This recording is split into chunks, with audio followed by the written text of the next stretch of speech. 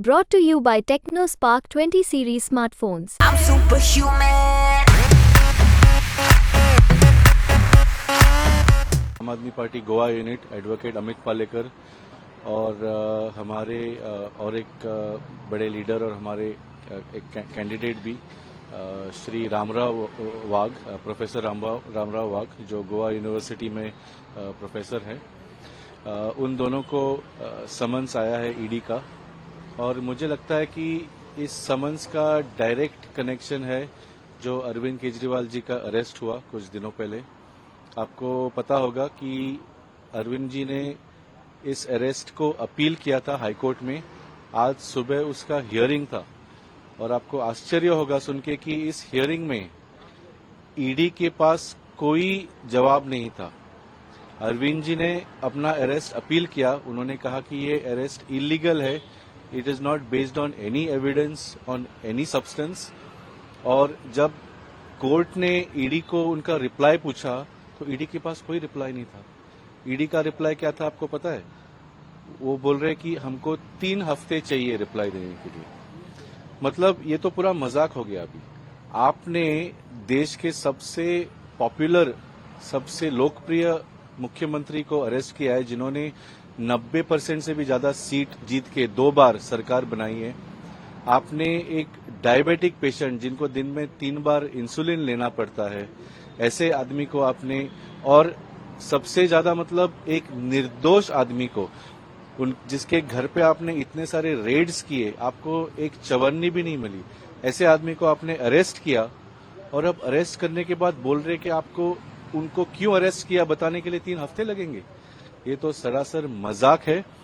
और जैसे हमको पता है, ईडी का बिल्कुल भी इंटेंशन नहीं है कि इस केस में कोई ट्रायल हो और इसका कोई निष्कर्ष निकले। The only intention of ED is to keep Aam Aadmi party leaders in imprisonment. तो गोवा का क्यों कनेक्शन बैठा है? गोवा में भी क्या एक ऐसा पार्टी को एक कैंपेनिंग के लिए कुछ 45 CR ऐसा दिया था, ऐसा बोल रहे हैं? नहीं, ये तो उनका स्टोरी अभी 2 साल से अलग अलग फिगर्स दे रहे। मैंने कभी सुना, पहले जब ये बड़ा खुलासा हुआ था कि दिल्ली में लिकर स्कैम हुआ, 1000 करोड़ का हुआ था, फिर 100 करोड़ हो गया, अभी 45 करोड़ आप बोल रहे हैं, कहीं मैंने सुना 70 लाख भी है। तो ये स्टोरी तो उनका बदलते रहता है। लेकिन the main issue is that, जिनको पता नहीं, मैं बताना चाहता हूं कि मैं खुद कैंडिडेट रहा हूं। तो जब कैंडिडेट नॉमिनेशन कंप्लीट होता है तो इलेक्शन कमीशन एक उनको रजिस्टर देती है, और उस रजिस्टर में वो कैंडिडेट को जो भी उनका डोनेशंस या जो भी उनका सोर्सेज ऑफ जो एक्सपेंडिचर है वो बताना पड़ता है, और जो भी उनके एक्सपेंडिचर्स है, उन्होंने क्या क्या खर्चा किया, वो पूरा लिख के बताना पड़ता है।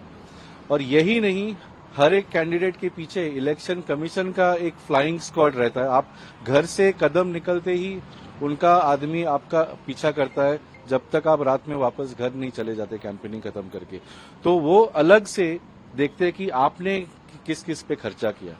तो ये जो ईडी बोल रहे हैं कि आम आदमी पार्टी ने यहाँ पे 45 करोड़ का खर्चा किया है, मुझे लगता है जो हमने रिकॉर्डेड खर्चा जो है that is about 3.5 crore total of आम आदमी पार्टी। तो ये इतना 40-42 करोड़ का जो डिफरेंस है, that actually election commission should have tracked it. So आप अब कैसे बोल सकते हैं कि there has been 42 crore extra expenditure when the central government's own agency which is the election commission, उन्होंने ट्रैक किया है कि आम आदमी पार्टी के कैंडिडेट्स ने क्या खर्चा किया, कहाँ खर्चा किया, कैसे खर्चा किया। सो लाइक आई सेड, इनका कोई भी there is no basis for this case. और जैसे आज उन्होंने 3 हफ्ते मांगे just to file a reply as to why they have arrested mister Arvind Kejriwal. Thankfully आज कोर्ट ने बताया कि 3 हफ्ते तो आपको नहीं मिलेंगे, 1 हफ्ता दे देते हैं, उसके बाद we will pass our order. को समन्स दे रहे, और वो 1 हफ्ते के बाद कोर्ट को जाके बोलेंगे कि नहीं, हमारा गोवा में इन्वेस्टिगेशन अभी चालू हो गया है, वी विल बी फाइंडिंग।